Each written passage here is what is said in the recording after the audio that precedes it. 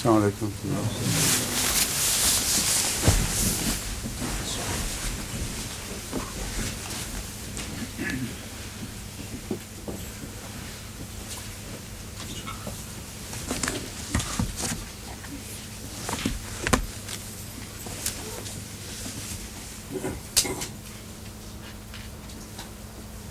یہاں سے ترجمہ لکھا ہوا ہے 76.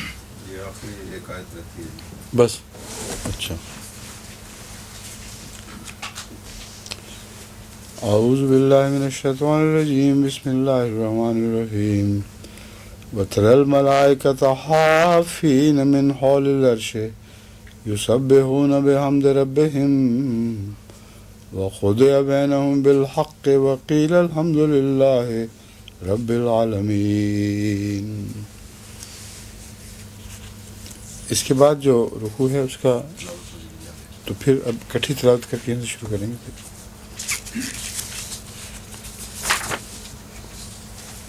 سورہ المومن.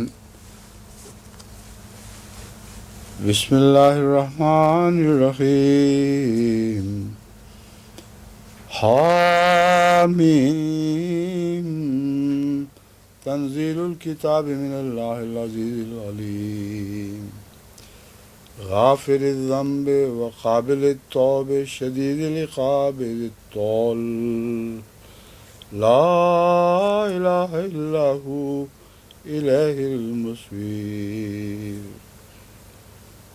ما یجادل فی آیات اللہ الا الذین کفروا فلا یغررک تقلبهم فی البلاد.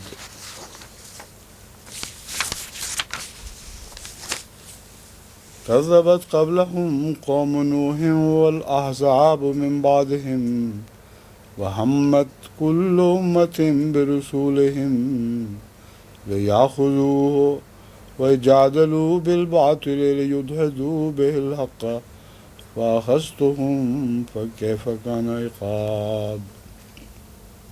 وكذلك حقت كلمة ربك على الذين كفروا أنهم اصحاب النار.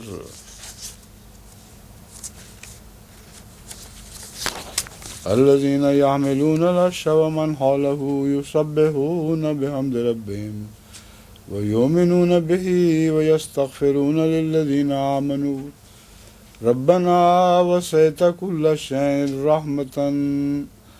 رحمة وعلما فاغفر للذين تابوا واتبعوا سبيلك وقهم عذاب الجحیم. ربنا وادخلهم جنات عدن التي وعدتهم ومن صلح من آبائهم وأزواجهم وذرياتهم إنك أنت العزيز الحكيم. وقهم السيئات ومن تق السيئات يومئذ فقد رحمته وذلك هو الفوز العظيم. إن الذين كفروا ينادون لمقت الله أكبر من مقتكم أنفسكم إذ تدعون إلى الإيمان فتكفرون. قالوا ربنا أمتنا اثنتين وأحييتنا اثنتين فاعترفنا بذنوبنا فهل إلى خروج من سبيل. ذلكم بأنه إذا دعي الله وحده كفرتم وإن يشرك به تؤمنوا فالحكم لله العلي الكبير. هو الذي يريكم آياته وينزل لكم من السماء رزقا وما يتذكر إلا من ينيب. فادعوا الله مخلصين له الدين ولو كره الكافرون.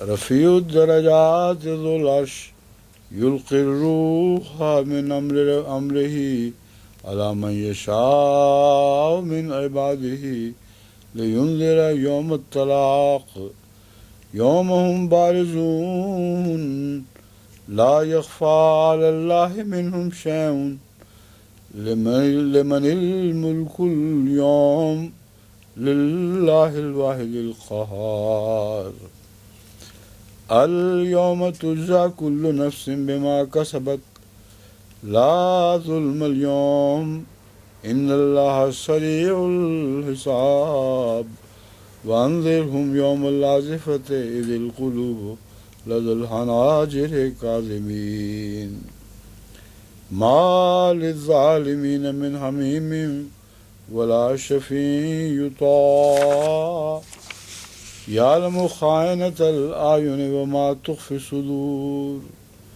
والله يقضي بالحق والذين يدعون من دونه لا يقضون بشيء إن الله هو السميع البصير.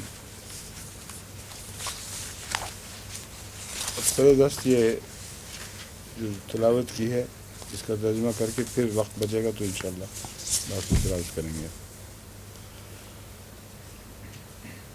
پہلے جو ترجمہ جاری تھا اس میں رکوع کی آخری آیت جو رہ گئی تھی اور وہ سورت کی بھی آخری آیت ہے وہ میں وہاں سے شروع کرتا ہوں. وَتَرَى الْمَلَائِكَةَ حَافِّينَ مِنْ حَوْلِ الْعَرْشِ، اور تو فرشتوں کو دیکھے گا کہ عرش کے ماحول کو گھیرے ہوئے ہوں گے.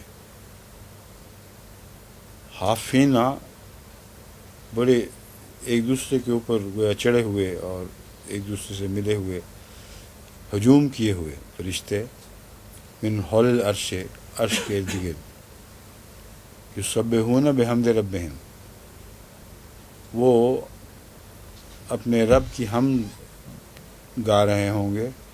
وقضی بینہم بالحق وقیل الحمد للہ رب العالمین، اور ان کے درمیان حق کے ساتھ فیصلہ کیا جائے گا اور کہا جائے گا کہ سب تعریف رب العالمین کے لیے ہے. یہ جو آیت ہے یہ مفہوماً سمجھنے کے لائق ہے، ورنہ لفظی ترجمہ تو اس کا عام سادہ سا ہے جو میں نے کر دیا ہے. مفہوماً اس لیے سمجھنے کے لائق ہے کہ قضی بینہم میں کس کی طرف اشارہ ہے. اگر فرشتے جو حافین ہیں وہ ان کی طرف اشارہ ہے، کیونکہ اس کے بعد یسبحون بحمد ربہم کی تذکیر مذکر شکل میں فرشتوں ہی کا بیان جاری ہے. الملائکہ بظاہر لگتا ہے کہ تانیث کا صیغہ ہے، لیکن یہ تذکیر کا ہے کیونکہ یسبحون بحمد ربہم کا بیان ہے. تو فرشتے عرش کو گھیرے ہوئے ہیں اور وہ اپنے رب کی حمد کے گیت گا رہے ہیں. وقضی بینہم بالحق، ان کے درمیان حق کے ساتھ فیصلہ ہو جائے گا. وقیل الحمد للہ رب العالمین، اور یہ کہا جائے گا کہ سب تعریف اللہ ہی کے لیے. یہاں عرش سے کیا مراد ہے؟ کون سے فرشتے ہیں جو گھیرے ہوئے ہیں؟ واضح طور پر میرے نزدیک حضرت اقدس محمد رسول اللہ صلی اللہ علیہ وآلہ وسلم کا عرش مراد ہے. اور آپ کو گھیرے ہوئے وہ لوگ جن کو فرشتہ کہا گیا ہے وہ فرشتہ سیرت انسان تھے جو آن حضرت صلی اللہ علیہ وآلہ وسلم یعنی عرش محمد مصطفیٰ کے ارد گرد حافین تھے اور وہ حمد کے گیت گا رہے تھے. قضی بینہم بالحق، ان کے درمیان انصاف سے فیصلہ کیا جائے گا حق کے ساتھ، جو یہ ہے وقیل الحمد للہ رب العالمین. تم نے بھی جو حمد کے گیت گائے ہیں وہ درست ہیں اور ان کے نتیجے میں تمہاری نجات ہے. بس الحمد للہ رب العالمین واقعتاً تمام حمد اللہ کے لیے ہے. اس کا مجھے نہیں علم دوسرین کیا ترجمہ کرتے ہیں، مگر مجھے تو اس ترجمے اور اس تشریح پر 100% یقین ہے. اس کے سوا اور کوئی ترجمہ یہاں ان آیات کے مطابق کیا ہی نہیں جا سکتا. بسم اللہ الرحمن الرحیم. اللہ کے نام کے ساتھ جو بے انتہا کرم فرمانے والا اور بار بار رحم کرنے والا ہے، بن مانگے دینے والا اور بار بار رحم فرمانے والا ہے۔ حامیم، حمید اور مجید، یہ ہا اور میم کے امکانی ترجمے ہیں جو پیش کیے جاتے ہیں۔ حروف مقطعات میں چونکہ بہت سے امکانات ہیں، اس لیے یہ آپ کو بتانا ضروری ہے کہ یہ امکانی ترجمے ہیں حمید اور مجید، اور مطلب یہ ہے کہ حمید اور مجید خدا ہے جس نے اس قرآن کو نازل فرمایا ہے۔ تنزیل الکتاب من اللہ العزیز العلیم، یہاں حمید و مجید کی بجائے عزیز اور علیم بیان فرمایا گیا، دو صفات دوسری بیان کی گئی ہیں۔ میرے نزدیک العزیز میں حمیم کا مضمون داخل ہے، اور صاحب بزرگی عزیز العلیم مل کر ایک وجود کی تعریف میں پیش کیے جا سکتے ہیں کہ وہ لازماً صاحب بزرگی ہے اور لازماً تعریف کیا گیا ہے، کیونکہ عزیز کے متعلق بارہا پہلے بیان کیا جا چکا ہے کہ ایسا علم، ایسے صاحب علم کو کہتے ہیں جس کے علم میں عزت افزائی ہے، اس کی جو غالب علم ہے اور عزت رکھتا ہے۔ اور العلیم کے ساتھ جب یہ صفت ملتی ہے تو مراد ہے کہ اس کا علم 100% درست ہے، جس علم کی وجہ سے وہ عزت پاتا ہے وہ 100% درست ہے۔ وہ علیم عزیز ہے، محض ایک فرضی باتیں کرنے والا عزیز نہیں ہے، کیونکہ ایسے بھی لوگ ہوتے ہیں جو اپنی فرضی باتوں کے ذریعے بظاہر عزت پا جاتے ہیں مگر وہ حقیقت میں علیم نہیں ہوتے۔ بس میں تو سمجھتا ہوں کہ یہ اسی حامیم کی ایک دوسری شکل ہے، کیونکہ تنزیل لازماً حامیم کی طرف سے ہوئی ہے، اور تنزیل جس صورت میں ہوئی ہے اس سے اس کا عزیز اور علیم ہونا ثابت ہو جائے گا۔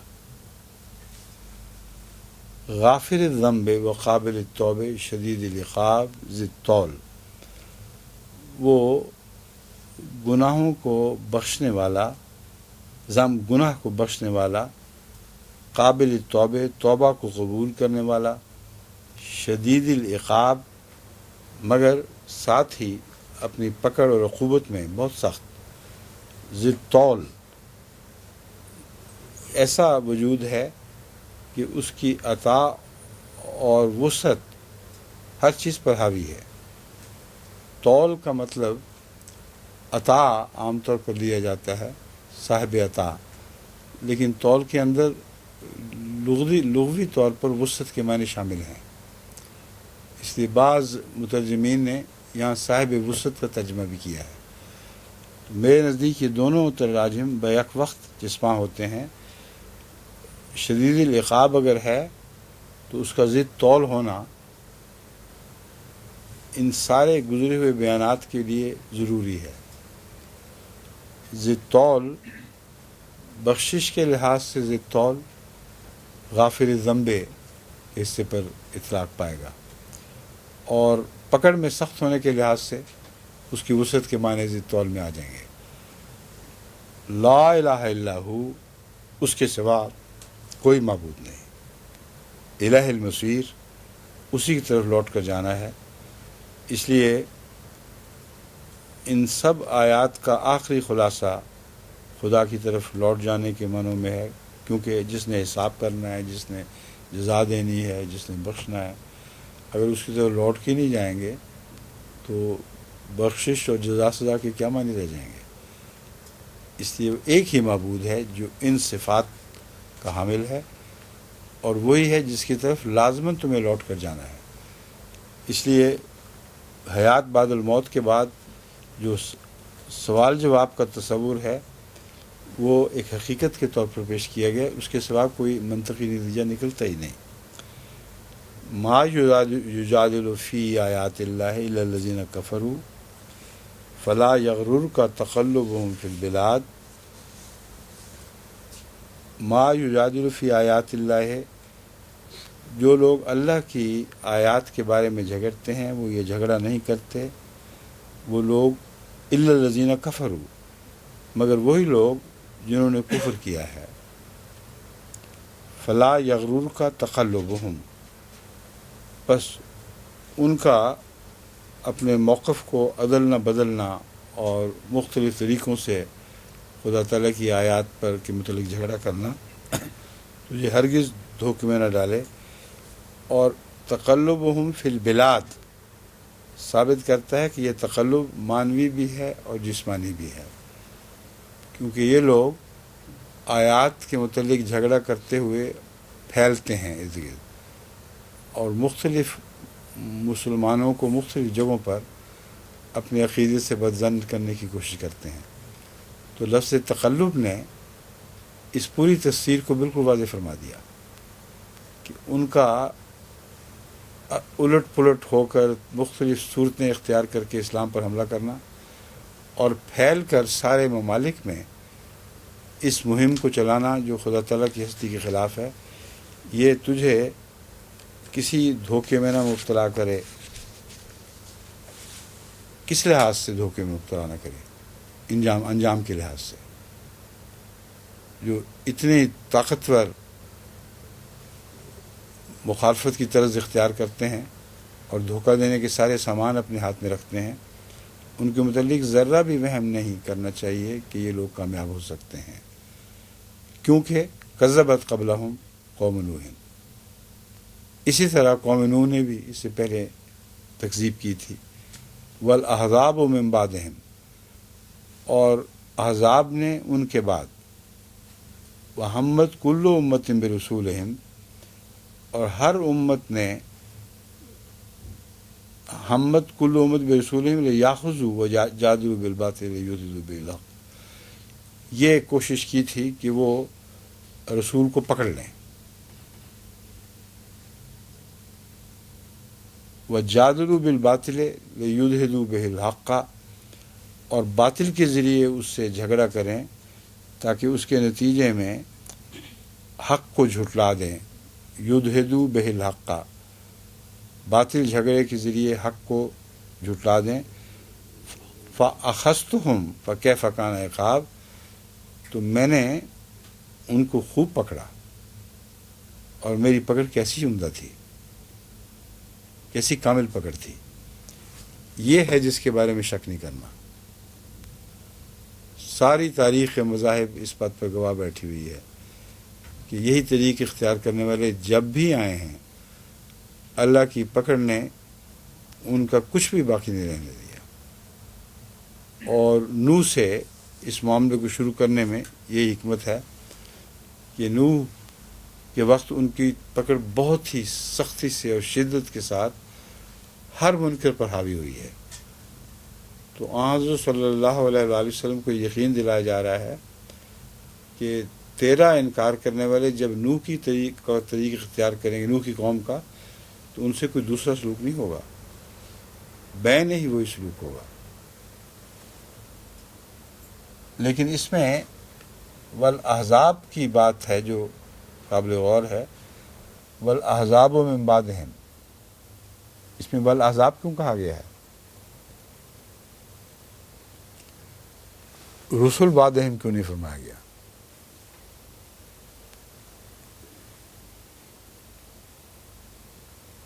کیوں جناب؟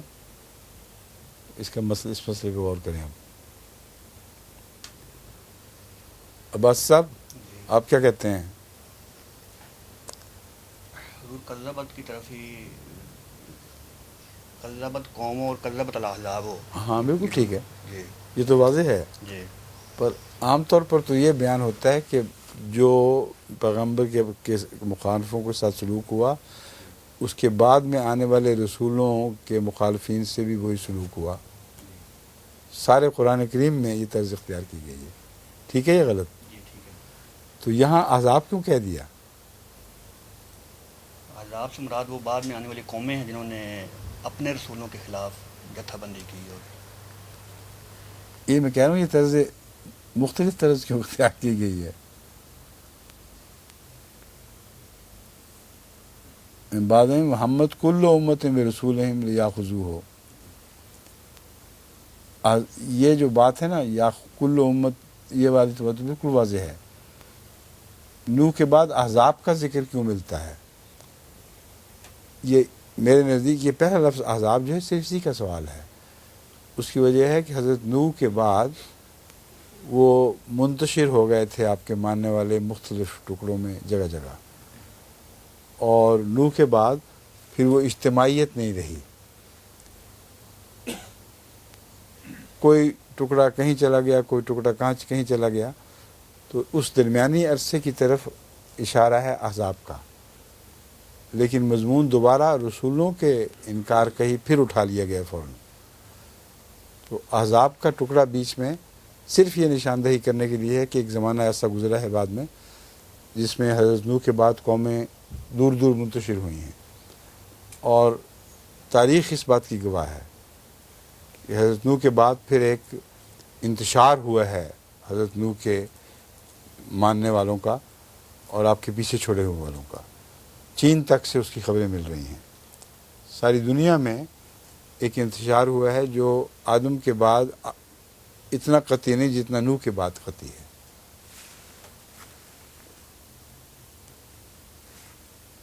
بس جب بھی کسی امت نے بھی اپنے رسول کے انکار کیا اور اس کے متعلق بڑا ارادہ کیا، بدی کا ارادہ، ہمت کا مطلب جس طرح ہمت بہا و ہمت بہی میں ایک معنی بدی کا بھی ہے ایک طرف، تو ہمت میں نے پختہ ارادہ کر لیا رسولوں کے ساتھ بدی کا، یعنی ان کو پکڑ لیں اور ان سے باطل کے لیے جھگڑا کریں، تو اس وقت پھر جیسا کہ میں بیان کر چکا ہوں، اخذتہم، اللہ فرما رہا ہے میں نے ان کو پکڑ لیا، فکیف کان عقاب، دیکھو میری پکڑ کیسی تھی، وکذالک حقت کلمۃ ربک علی الذین کفروا انہم اصحاب النار۔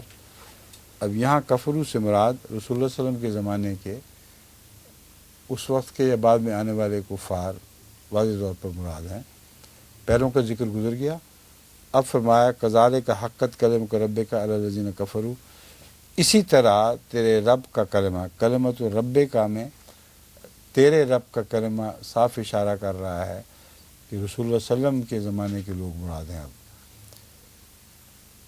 ان پر اسی طرح پورا ہوگا، اور لازماً ان پر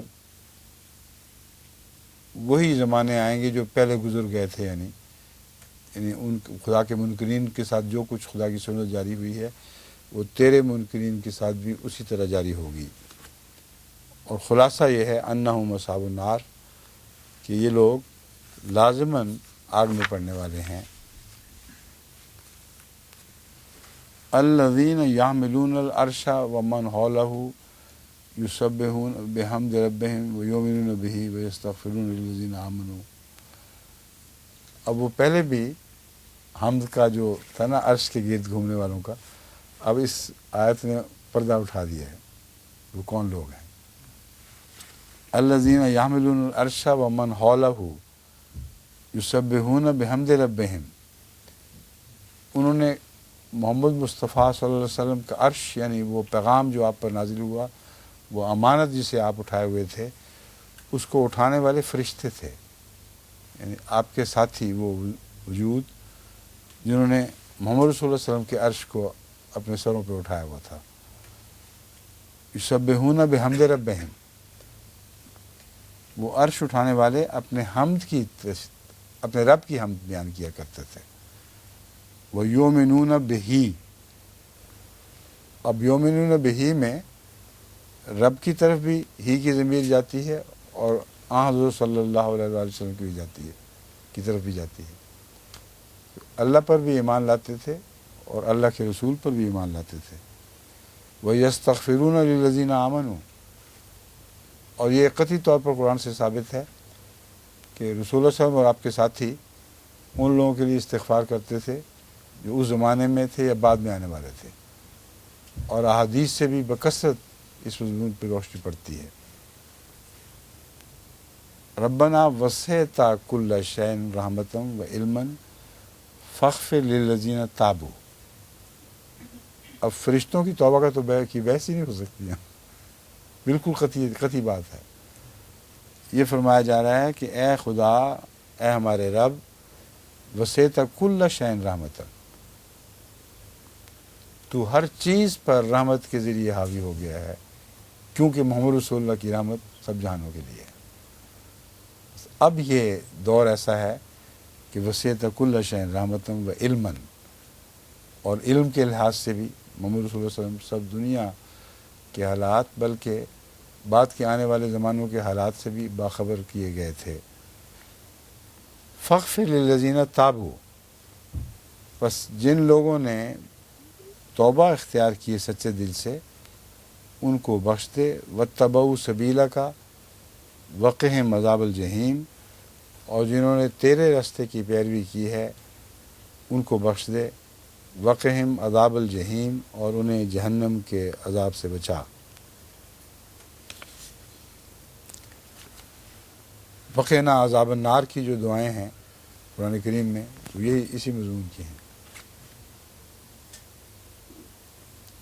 ربنا وادخلہم جنات عدن التی وعدتہم، یہ ساری وہ دعائیں ہیں جو قرآن کریم میں جگہ جگہ پھیلی پڑی ہیں، اور واضح طور پر رسول اللہ صلی اللہ علیہ وسلم اور آپ کے حقیقی غلاموں کی دعائیں ہیں۔ اے ہمارے رب، ادخلہم جنات عدن التی وعدتہم، اے ہمارے رب انہیں ہمیشگی کی جنتوں میں داخل فرما دے جن کا تو نے ان سے وعدہ کیا۔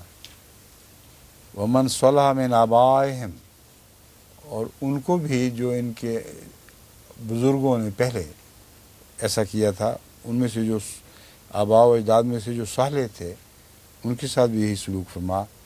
وازواجہم وذریاتہم، اور ان کی اولادوں سے بھی، ان کی بیویوں سے بھی اور ان کی اولادوں سے بھی یہی سلوک فرما۔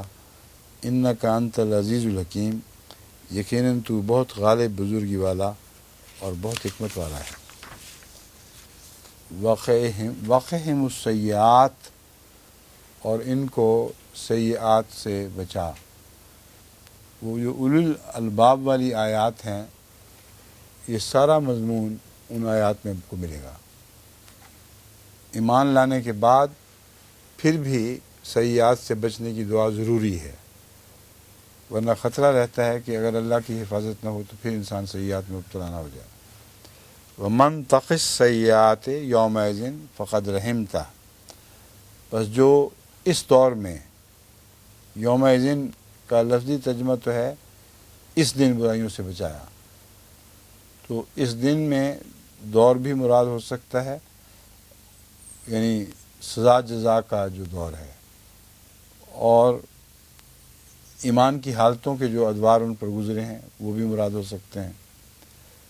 بس جو بھی منتقص سیئات، ان برائیوں سے ایمان لانے کے بعد اس دنیا میں بچے، یا جب آخرت کے معنی کریں گے تو آخرت میں برائیاں تو نہیں کر سکتا کوئی شخص، لیکن برائیوں کے نتیجے دیکھ سکتا ہے، تو وہاں معنی اس کے لازماً برائیوں کا نتیجہ کرنا پڑے گا۔ بس جو بھی برائیوں سے بچے بعد ایمان کے، اور قیامت کے دن وہ برائیوں کے بد نتیجوں سے بچے، یومئذ فقد رحمتا، یہ وہ شخص وہ لوگ ہوں گے، یا یہ ہر ایسا شخص وہ ہوگا جس پر تو نے رحم فرمایا۔ وَذَلِكَ هُوَ الْغَفُورُ العظیم، وَذَلِكَ هُوَ الْغَفُورُ العظیم، کیا I'm sorry، یہ دیکھیں بھی نظر کی کمزوری، غفور کا مضمون دماغ میں تھا تو اس لیے وہ لفظ غفور پڑا گیا۔ وَذَلِكَ هُوَ الْفَوْزُ الْعَظِيمُ، یہ وہ فوز عظیم ہے جس کا ذکر بڑی عزت کے ساتھ ملتا ہے قرآن کریم میں، اور جو فوز عظیم حضرت صلی اللہ علیہ وآلہ وسلم کے حوالے سے بیان کی گئی ہے۔ قرآن کریم میں دوسری آیات میں بڑی قطعیت کے ساتھ یہ فوز عظیم رسول اللہ صلی اللہ علیہ وآلہ وسلم کے حوالے سے بیان فرمائی گئی ہے۔ ذالک یہاں عزت کے لیے استعمال ہوا ہے.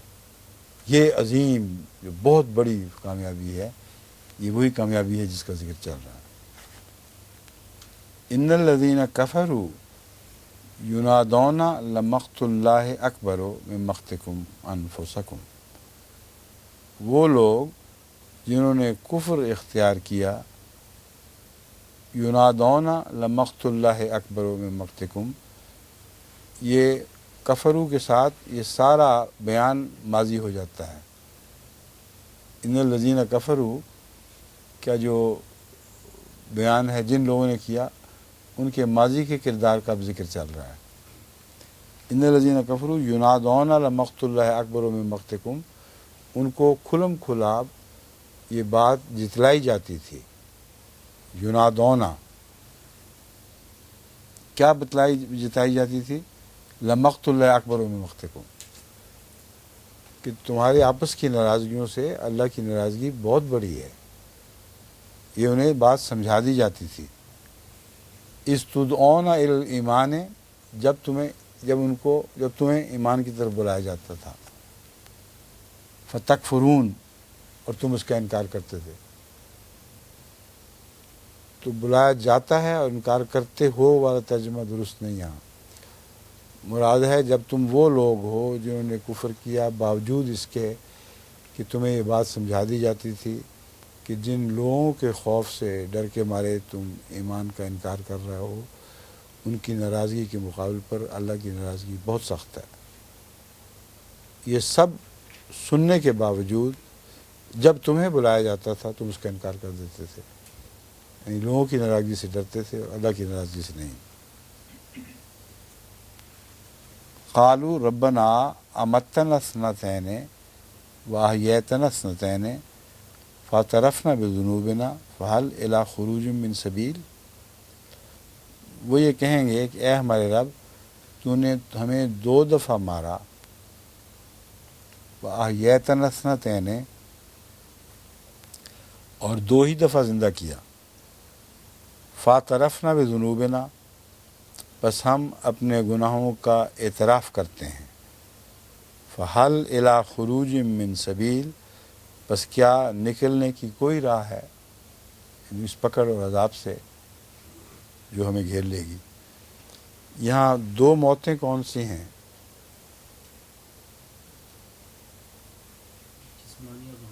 جی امتنا اثنتین، تو نے اللہ تعالیٰ نے ان کو ویسے ہی مار دیا تھا روحانی طور پر. مومن صاحب غور کر رہے ہیں، کچھ شاید بیان فرمائیں.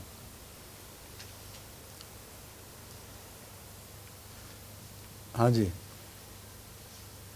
نبی کریم صلی اللہ علیہ وسلم کی وفات پہ حضرت ابو بکر نے فرمایا تھا کہ اللہ تعالیٰ آپ پہ 2 موتیں جمع نہیں کرے گا. ٹھیک ہے. اس لحاظ سے ایک موت تو جو ظاہری موت ہے، اور دوسری موت یہ کہ جو مقصد ہے جی وہ ختم ہو جائے.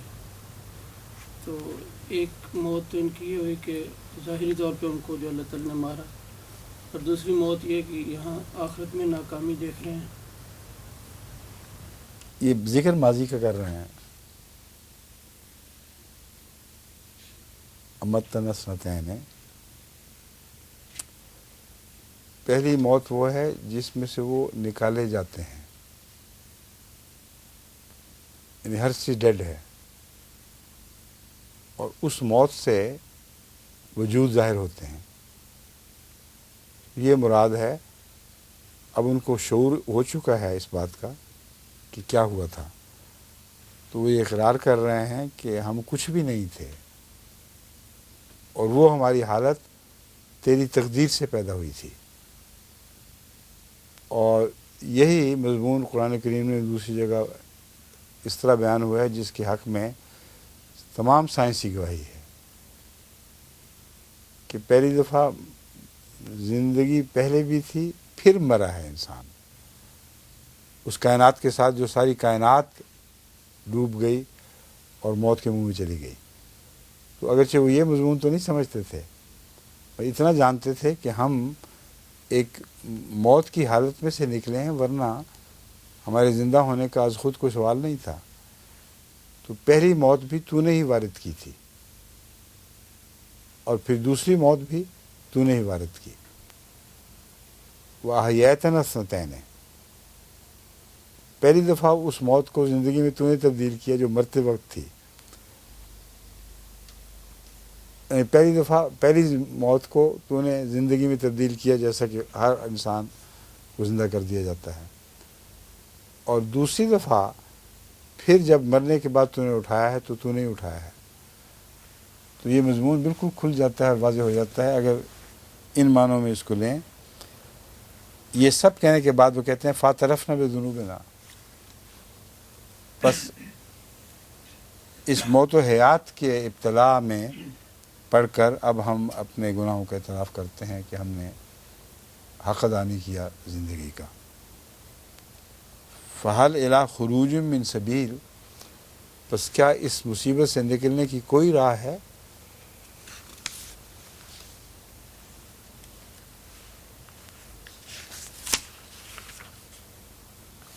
ذَلِكُمْ بِأَنَّهُ إِذَا دُعِيَ اللَّهُ وَحْدَهُ كَفَرْتُمْ،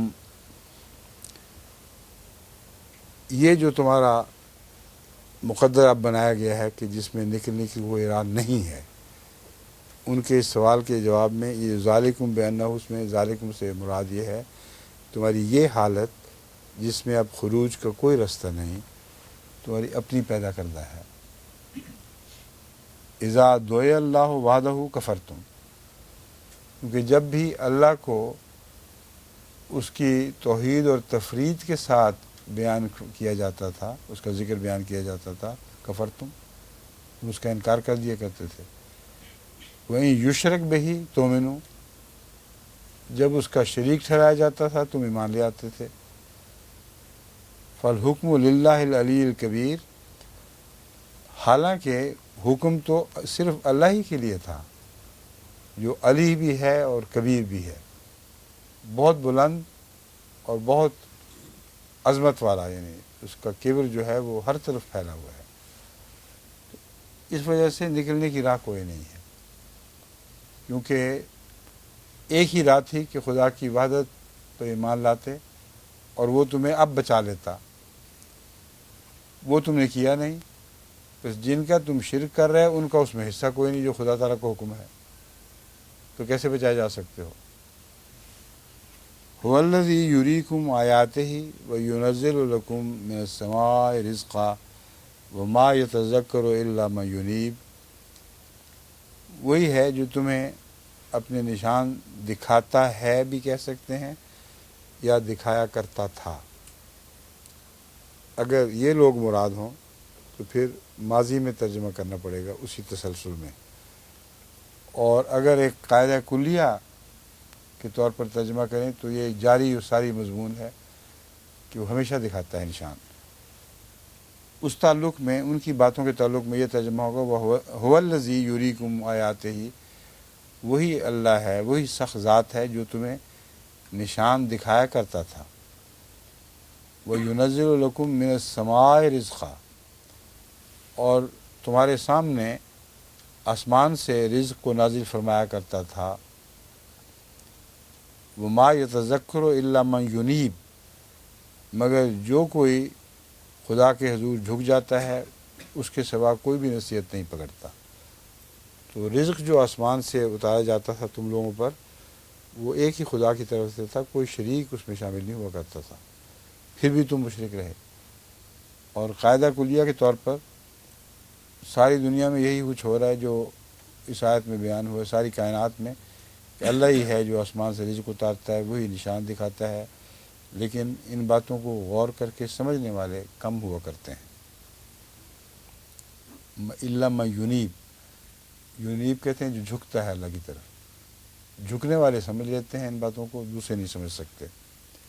فَادْعُوا اللَّهَ مُخْلِصِينَ لَهُ الدِّينَ وَلَوْ كَرِهَ الْكَافِرُونَ، پس اللہ کو اس کے لیے دین کو خالص کرتے ہوئے یاد کرو. وَلَوْ كَرِهَ الْكَافِرُونَ، خواہ کافر ناپسند کریں اس بات کو، سخت برا منائیں اس بات کو. یہاں سارا خطاب تمام جمعیت مومنین سے بھی ہو سکتا ہے اور سارے بنی نوع انسان سے بھی ہو سکتا ہے. جو پچھلی باتیں ہیں اس میں یہ خطاب جو ہے بنی نوع انسان سے ہوگا تو اس میں کافر اور مومن سب شامل ہو جائیں گے، اور خالص مومنوں سے اس لیے کہ ایمان کی شرطوں میں یہ بات قرآن کریم نے بیان کی ہے کہ وہ مخلصین علی الدین ہوتے ہیں. تو فرمایا کہ تم وہ بنو جو اللہ کے لیے اپنے دین کو خالص کر لیا کرتے ہیں، باوجود اس کے کہ کافی انکار کرنے والے ناپسند کریں.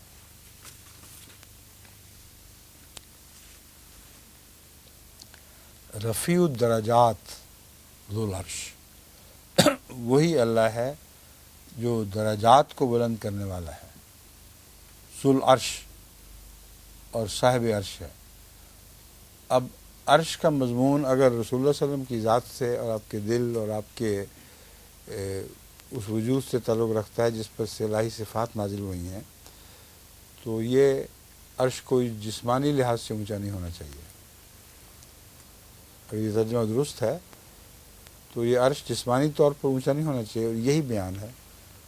رفیع الدرجات، رسول اللہ صلی اللہ علیہ وسلم کا عرش درجات کی بلندی سے تعلق رکھتا ہے، اور درجات کی بلندی اللہ کی طرف سے ہوا کرتی ہے.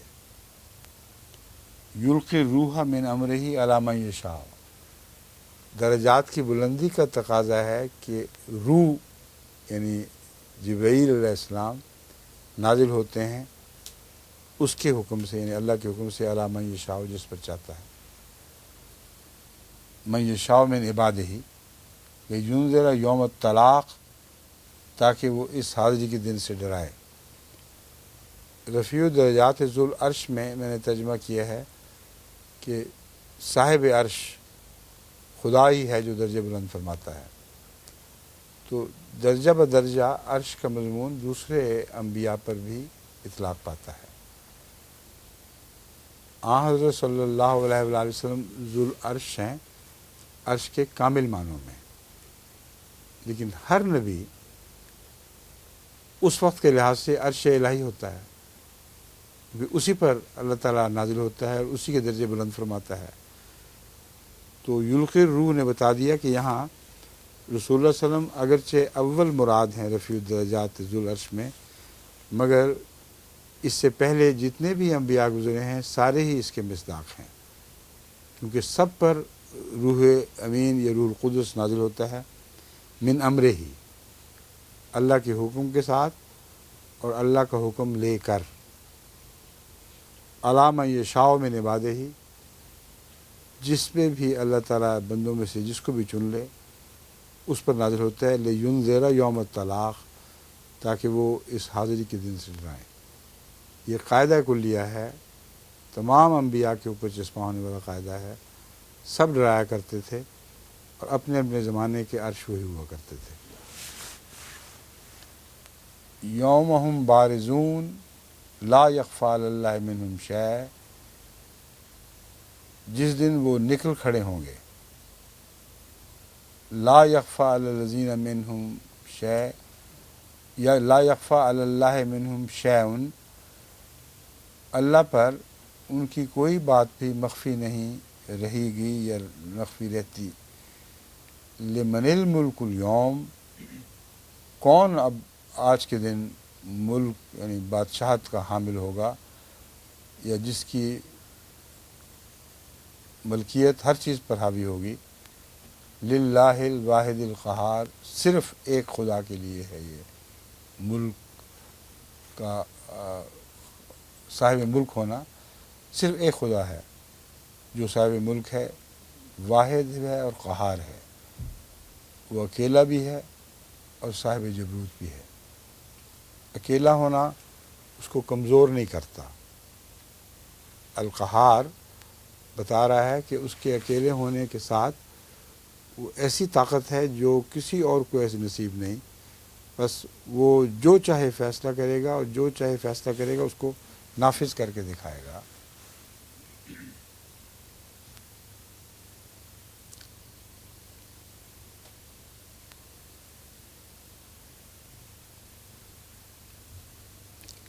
اس میں بارزون سے جو ان کا نکلنا ہے یہ قیامت کے دن کا نکلنا ہے یا اس سے پہلے اس پیغام کو لے کر جو نکلتے ہیں تمام انبیاء وہ مراد ہے؟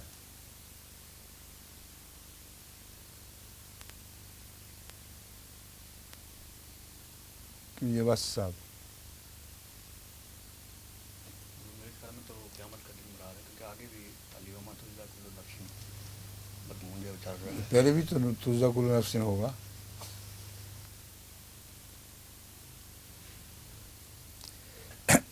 یہ جو آیت آپ نے بیان فرمائی ہے یہ قطعیت کے ساتھ آخرت کی طرف اشارہ کرنے والی آیت ہے. لیکن یہ مضمون جو ہے مالک یوم الدین کا، جیسا کہ میں نے قرآن کریم کی دیگر آیات اور حضرت مسیح علیہ الصلوۃ والسلام کی تشریحات سے ثابت کیا تھا، یہ دنیا میں بھی جاری و ساری ہے. تو اس لیے بظاہر یہ قطعیت کے ساتھ صرف آخرت کی طرف اشارہ کر رہی ہے، مگر دنیا میں بھی یہی مضمون اطلاق پا رہا ہے، اس کو اس سے الگ نہیں کر سکتے. تو بارزون میں اس لیے میں اس بات کو شامل سمجھتا ہوں کہ جب وہ انبیاء جن کا ذکر گزرا ہے لینذر یوم الطلاق، یہ جب نکلیں گے دنیا میں اور خدا کا یہ پیغام لے کر ان کو انذار کی خاطر یہ دنیا میں ہر طرف جہاں تک ان کی رسائی ہے یا جہاں تک کے لیے خدا نے ان کو مقرر فرمایا ہے یہ پیغام پہنچانے لگیں گے. لمن الملک اليوم، اب ان کے پیغام کو کوئی دنیا کی طاقت ایسی نہیں جو ناکام بنا سکے. جب یہ نکلیں گے تو اللہ کی ملک کو ثابت کرنے والے ہوں گے. اور صرف اللہ کی ملک ہے، کیونکہ واحد القہار میں جو لفظ قہاریت ہے یہ آخرت کے بجائے زیادہ دنیا میں چسپاں ہو رہا ہے. مالک یوم الدین کے جتنے دوسرے مضامین آخرت سے تعلق والے ان میں قہاریت کا ذکر نہیں. یہ قہاریت اس دنیا میں زیادہ جلوہ افروز ہوتی ہے جب لوگ انکار کرتے ہیں اور خدا کا قہر ان پر نازل ہوتا ہے. تو اس لیے اگرچہ عباسی صاحب نے درست فرمایا کہ اس کے بعد کی آیت بظاہر آخرت پر چسپاں ہو رہی ہے، مگر اس مضمون کو اس تسلسل سے پڑھیں تو یہ آیت دنیا پر بھی چسپاں ہو رہی ہے اور دنیا میں جو نتیجہ نکلا کرتا ہے اس کو بھی بیان فرما رہی ہے. الیوم تجزا کل نفس بما کسبت، یہ دن جو ہوگا انبیاء کے عہد کا دن، اس میں ہر جان کو اس کے اپنی کمائے ہوئے اعمال کے مطابق جزا سزا ملے گی. لا ظلم اليوم، کوئی ظلم نہیں ہوگا. ان اللہ سریع الحساب، یہ سریع الحساب کے متعلق بھی میں پہلے بیان کر رہا ہوں. یہاں سریع الحساب کا مطلب یہ بھی ہے کہ اس دنیا میں ہی وہ حساب کر لیتا ہے، حساب کے لیے لمبے انتظار نہیں کرواتا. تو پکڑ میں جلدی کا مفہوم ایک تو یہ ہے کہ دشمن بھاگ ہی نہ سکے، دوسرا یہ کہ یہ حساب ایسا نہیں جس کے لمبے لیکھے ہوں، بہت بعد میں ہونے والے ہوں. یہ حساب ساتھ ساتھ جاری ہے اور یہ ایسا قاعدہ کلی ہے جس کا انکار ہو ہی نہیں سکتا. اس دنیا میں حساب و کتاب کا نظام خواہ دنیا کو دکھائی دے نہ دے یہ جاری و ساری ضرور ہے. بدبخت خود جانتے ہیں کہ ان کے دلوں میں آگ لگی ہوتی ہے، ان کو کبھی بھی سکون نصیب نہیں ہوتا. جتنا چاہیں دولتیں اکٹھی کر لیں، جتنا چاہیں طاقتوں کو سمیٹ لیں، مگر ان کی روحیں امن سے خالی ہوتی ہیں اور بے چین رہتی ہیں. وَأَنذِرْهُمْ یوم العازفۃ،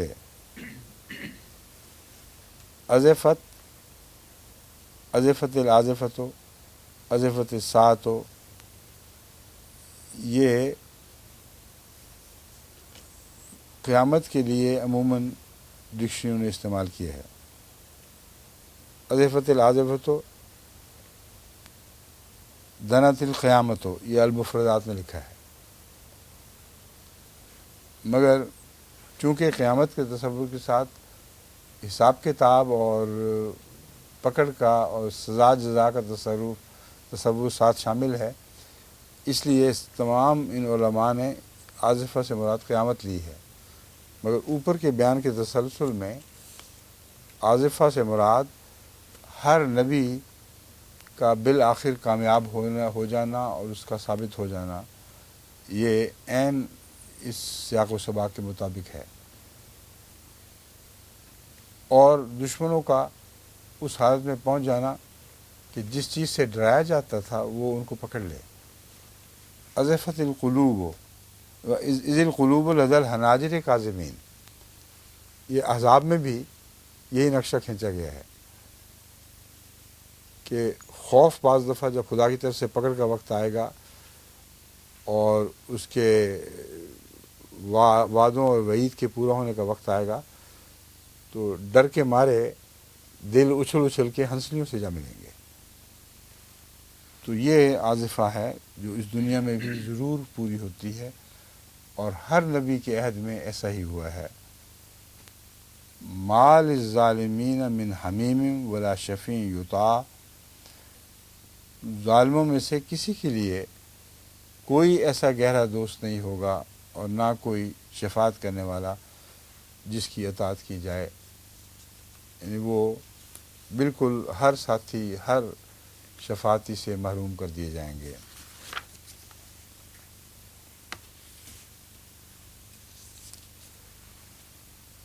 یعلم خائنۃ الاعین وما تخفی الصدور، اللہ تعالیٰ آنکھوں کی خیانت کو جانتا ہے، وما تخفی الصدور، اور جو سینے چھپاتے ہیں۔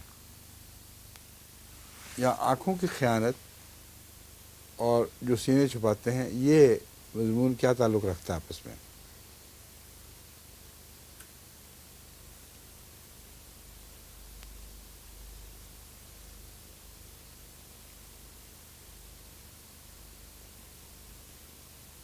جی پسند کریں گے بتانا اور صاحب؟ وہ دیکھتے بھی ہیں سچائی کو لیکن دل میں سمجھتے ہیں کہ یہ ہے لیکن نہیں، یہ مراد نہیں ہے، کیونکہ رسول اللہ صلی اللہ علیہ وسلم کے دوسرے ارشادات اور قرآنی بیانات سے یہ بات ثابت ہے کہ دل میں جو چاہیں اخفا کر لیں، آنکھوں میں وہ خیانت چمکتی ہے۔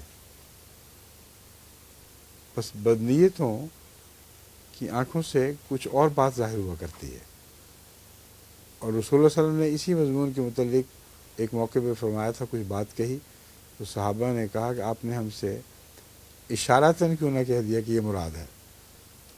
اس وقت رسول اللہ سے فرمایا کہ میری آنکھ میں کوئی خیانت نہیں ہے، جو دل میں ہے وہ آنکھوں میں ظاہر ضرور ہوگا، اور جو خائن آنکھیں ہیں وہ جو دل میں ہے اس کو چھپانے کی کوشش کرتی بھی ہیں تو نہیں چھپا سکتی، اصل میں یہ بات ہے۔ آنکھوں کی خیانت تو اگر آپ غور کریں گے تو اس دنیا کے تجربے میں دیکھیں گے پکڑی ضرور جاتی ہے۔ کتنا چرب زبان ہو، دھوکے سے باتیں کر رہا ہو، آپ کی نظر میں نظر ڈال کے دیکھیں، اور جو جرموں کے ماہر ہیں وہ کہتے ہیں کہ اس موقع پر جب وہ جھوٹ بول رہا ہو وہ آنکھیں نیچی کر لیتا ہے، یعنی مجرم اعتراض کرتا ہے سامنے دیکھنے سے۔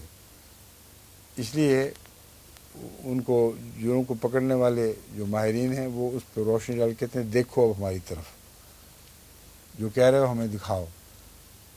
اس وقت آنکھوں میں ایک ہلکی سی ایک لہر سی اٹھتی ہے جو بتا رہی ہے کہ جو وہ چھپا رہے ہیں وہ اگرچہ آنکھ نے ظاہر کیا ہے لیکن وہ کوشش کر رہے ہیں کہ وہ نہ ظاہر ہو۔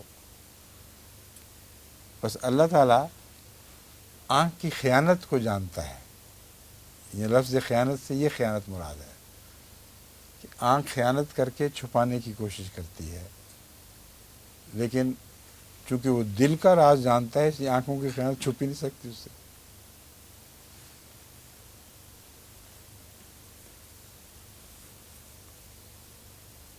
واللہ یقضی بالحق، یہ وجہ ہے کہ اللہ حق کے ساتھ فیصلہ کرتا ہے، جو بھی فیصلہ کرے.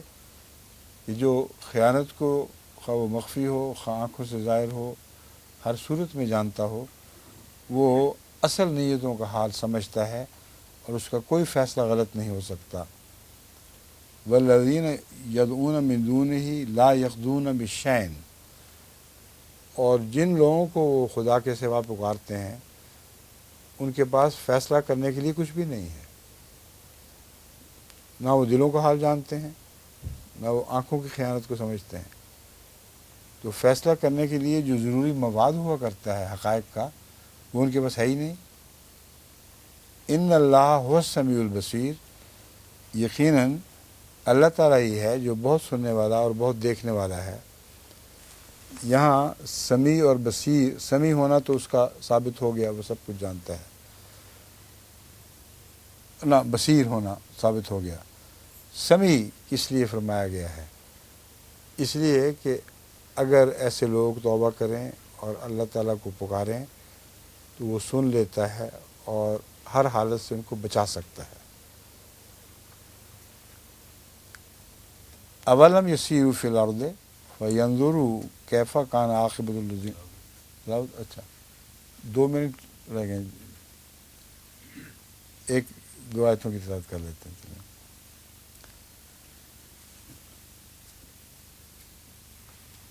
پہلے تعوذ جب ہو چکا ہو تو ضروری نہیں ہوتا کہ پھر دوبارہ دہرایا جائے اسی تسلسل میں. اولم یسیروا فی الارض فینظروا کیف کان عاقبۃ الذین کانوا من قبلہم کانوا هم اشد منهم قوة وآثارا فی الارض فأخذهم اللہ بذنوبہم وما کان لهم من اللہ من واق ذلك بأنهم كانت تأتيهم رسلهم بالبينات فكفروا فأخذهم الله إنه قوي شديد العقاب.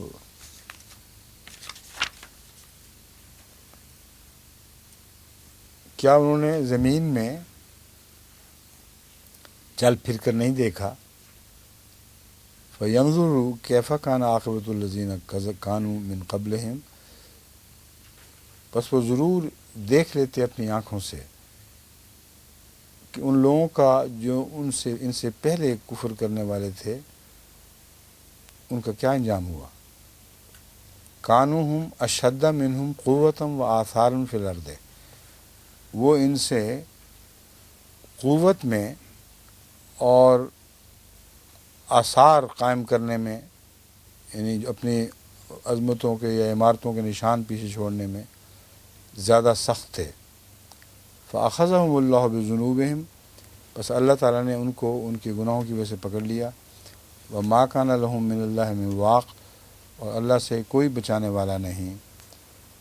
آج کل خصوصیت سے اس امر کی طرف اہل علم کی توجہ ہے اور اس کے بہت بڑے مضمون آ رہے ہیں اس بات پر کہ آج کل ہم نے جتنی بھی ترقی کی ہے اس زمانے کے علم کے لحاظ سے جو وہ ترقی دکھائی دے رہی ہے وہ اس زمانے کے علم کے لحاظ سے جب فرعین نے وہ کھڑی کی تھی اہرام مصر وغیرہ، اور بہت سی مثالیں دی جاتی ہیں جن کو دہرانے کا وقت نہیں، اس لحاظ سے وہ لوگ ہم سے زیادہ عظیم بنتے ہیں. جتنا مرضی بڑی سے بڑی چیز دیکھ لو، مگر اس زمانے میں جو انہوں نے کام کر دیا ہے اس زمانے کے علم کے لحاظ سے بہت بڑا کام کیا ہے انہوں نے. اس لیے ان کے علم کی سورس بظاہر چھوٹی ہے مگر ہم سے بڑی ہے. اس پر کل ہی میں ایک رسالہ دیکھ رہا تھا، اس میں بڑی تفصیل سے یہ بحث موجود تھی، تو آج ہی یہ آیت سامنے آ گئی.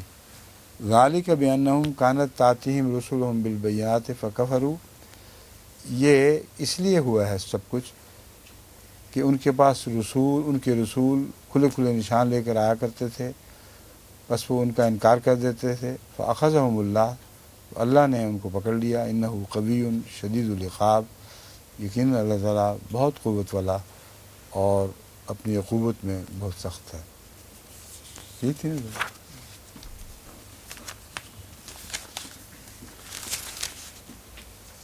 یہ بعد میں ہونے والا. اچھا جی، السلام علیکم ورحمۃ اللہ.